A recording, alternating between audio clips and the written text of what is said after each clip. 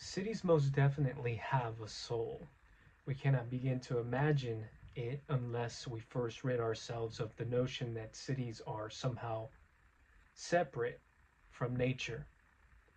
Walls that belong to the city are emblematic of a separation, a division between what is civility and what is natural.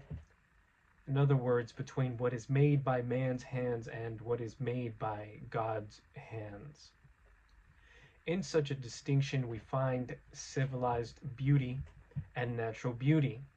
Owing to this differentiation, we hold as a belief that in order to find beauty, we have to go to nature so that we can commune with soul.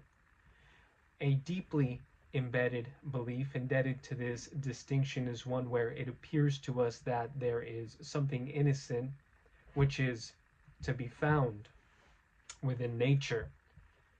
The sentiment or a sentiment and an idea is that if we spend just the right amount of time in nature, that some way, somehow, some time inevitably will end up brushing up against this innocence.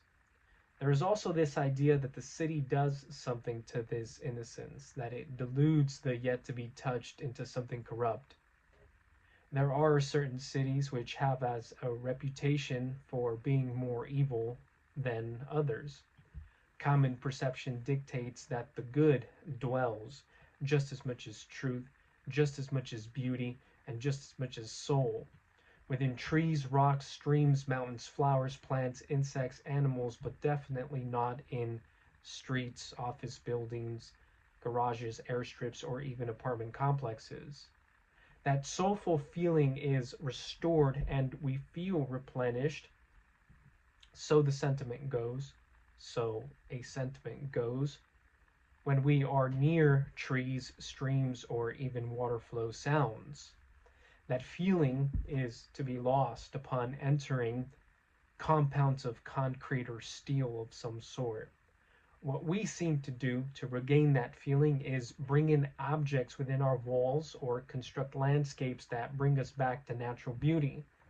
In doing so, aspiring to feel filled with soul.